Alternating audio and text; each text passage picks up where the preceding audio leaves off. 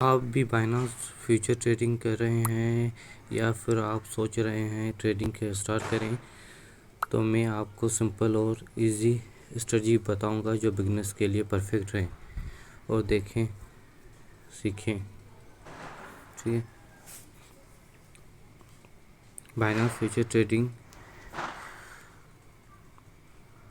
यहाँ पे हम असेस में जाएंगे। ठीक है, यहाँ से फ्यूचर में जाएंगे और अब अगर आपके पास फ्यूचर में फंड्स नहीं है, डॉलर नहीं है, तो आप ट्रांसफ़र करेंगे स्पोर्ट्स में से। ठीक है, स्पोर्ट्स में, या अगर आपके पास फंडिंग में होगा तो वहाँ से आप ट्रांसफ़र करेंगे।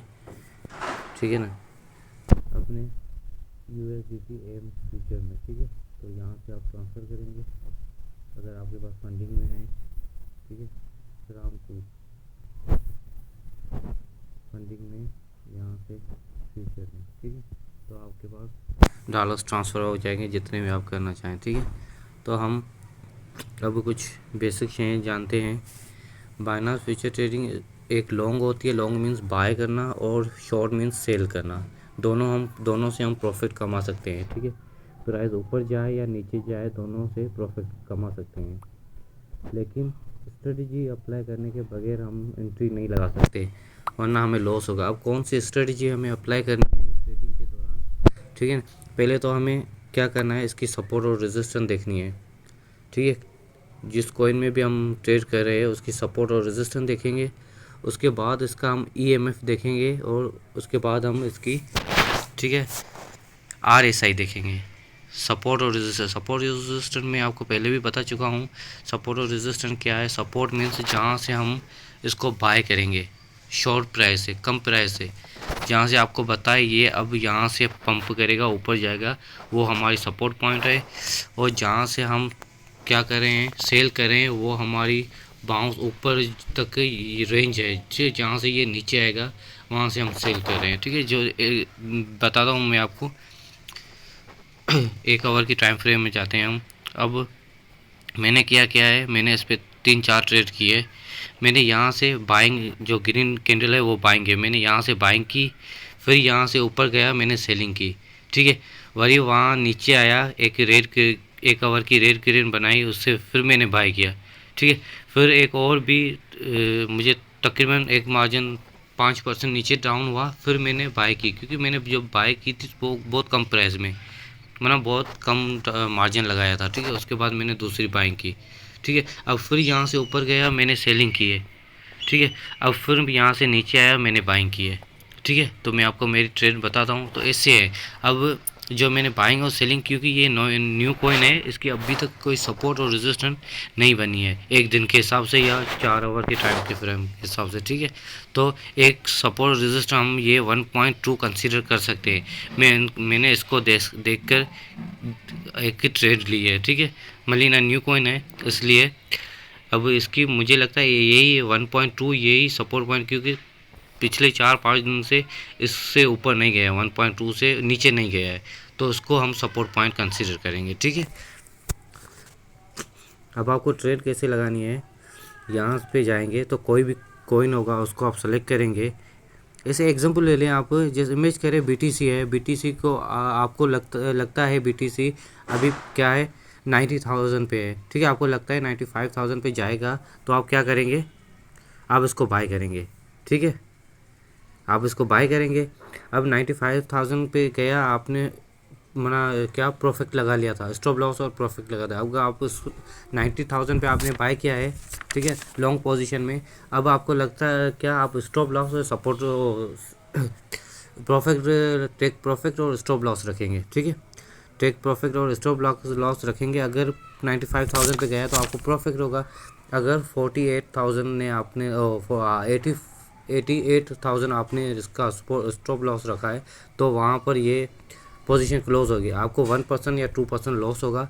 अगर आपको प्रॉफिट हुआ 95,000 पे जाएगी तो आपको 5% या 4% प्रॉफिट होगा। तो ये स्ट्रेटजी है, क्योंकि मैं जब भी बाय करता हूँ तो मैं अपनी कोई भी कॉइन की सपोर्ट पॉइंट देख कर बाय करता हूँ। ठीक है, ठीक है, ये अगर मुझे लगता है ये 91,000 पे अगर आएगा तो मैं यहाँ से बाय करूँगा। अगर हमें पता नहीं है किस दिन 91 पे आएगा, तो मैं इसको मार्केट नहीं लिमिट लगा सकता हूँ, ठीक है। लिमिट में अगर मैं चाहूँ तो मैंने इसको बाई करना है 91,092 पे, ठीक है। इसको लॉन्ग लेना है इसको, तो मैं इसको क्या करूँगा, बाय कर दूँगा, ठीक है। अगर मुझे लगता है कि मुझे इसको सेल करना है, ठीक है ना, मैंने इसको बाय किया था 1,10,000 या 1,08,000 पे मैंने इसको बाय किया था। अब मैं कह रहा हूँ ये अगर आए, और मैंने इसको, ठीक है ना, अब मुझे शॉर्ट किया था, अब मुझे करना है इसको सेल करना है 1,00,000 पे या 1,05,000 पे, ठीक है। 1,05,000 पे मैंने इसको सेल करना है, तो मैंने BTC को सेल कर दिया। तो ये ट्रेड है, ठीक है। अब मैं अपनी ट्रेड देखा, मैंने एक ट्रेड ली है मलीना, 2-3 दिन से मेरी यही चले, दो बार मैंने इसको प्रॉफिट भी लिया है, ठीक है। मैंने आपको दिखाया था। अभी ये मैंने जो पोजीशन ली है, ये हम 3 किस्म की ट्रेड कर सकते हैं। अगर आप बिगनर है तो स्विंग ट्रेड करें या एक दिन की ट्रेड करें। बिगनर और स्कैल्पिंग ना करें। स्कैल्पिंग में क्योंकि हाई लेवरेज रखते हैं, हाई लेवरेज मीन्स ये रहा high leverage 10x 20x 30x कितना भी आप रख सकते हैं। High leverage means high risk है, हाई प्रॉफिट, ठीक है। अगर आप बिगनर्स है तो 2 से 5x का लेवरेज यूज़ करें, ज़्यादा से ज़्यादा 10x का लेवरेज यूज़ करें, इससे ज़्यादा का ना यूज़ करें, ठीक है। क्योंकि बिगनर है तो आप बिना सीखे, बिना ट्रेडिंग यूज़ करके आप ऐसे नहीं ट्रेड कर सकते, क्योंकि बिना जो ट्रेडिंग होती है वो बिना प्लानिंग के, बिना स्ट्रेटेजी के नहीं होती है। बिना स्टडी, बिना प्लानिंग आप ट्रेडिंग करेंगे फ्यूचर में तो आपको लॉस होगा, ज़्यादा लॉस होगा, ठीक है। तो उसको 3 चीज़ें आप देखकर करेंगे, इसकी सपोर्ट और रेजिस्टेंस पॉइंट। अगर आपको बाय करना है तो इंतज़ार करें, सपोर्ट पॉइंट तक आए तो आप बाय करें। अगर आपको उसको सेल करना है तो इंतज़ार करें। अगर प्रॉफिट निकलता है तो आप समझते हैं कि यह इस रेंज तक नहीं जा सकता तो आप उसको सेल कर दें, ठीक है। तो ये स्ट्रेटजी होती है, ठीक है। और दूसरी चीज़ मैं आपको बता रहा हूँ, मार्केट पे डिपेंड करता है, ठीक है।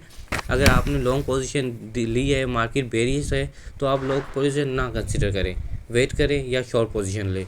मार्केट के हिसाब से है, मार्केट बेरिश है, मार्केट क्या है, बुलिश है या मार्केट न्यूट्रल है। मार्केट न्यूट्रल है तो सही है, तो जो सपोर्ट पॉइंट है वो आप कंसिडर कर सकते हैं। लेकिन मार्केट बेरिश है तो सपोर्ट पॉइंट भी काम नहीं आएगी, उससे नीचे वाली सपोर्ट पॉइंट बनाएगी। अगर मार्केट बुलिश है तो सपोर्ट पॉइंट और रेजिस्टेंस और भी बनाएगी, ऊपर से ऊपर तक जाएगी। तो ये चीज़ें होती है, ठीक है। रिस्क मैनेजमेंट सबसे बड़ा रूल है, रिस्क मैनेज, अपने कैपिटल को बचाना। ऐसा नहीं है आपने ट्रेड लगाई, स्टॉप लॉस नहीं लगाया तो आपको लॉस हो जाएगा, ठीक है। तो स्टॉप लॉस लगाना ज़रूरी है, क्योंकि आप कहते हैं मुझे 1% या 2% अपने कैपिटल से लॉस हो तो सही है, वरना आपको पूरा कैपिटल, क्योंकि फ्यूचर ट्रेडिंग होप पे नहीं होती है, या हम नहीं सोचते ये यहाँ तक जाएगी, माना हम अपना क्योंकि क्या क्या हैपन अपना सोच नहीं सकते कि ये यहाँ तक जाएगी। हम प्लानिंग करके ट्रेडिंग करते हैं, इंडिकेटर्स यूज़ कर ट्रेडिंग करते हैं, ऐसे नहीं ट्रेडिंग करते जहाँ से मेरे को लॉस ही लॉस हो, ठीक है। तो ये बात है।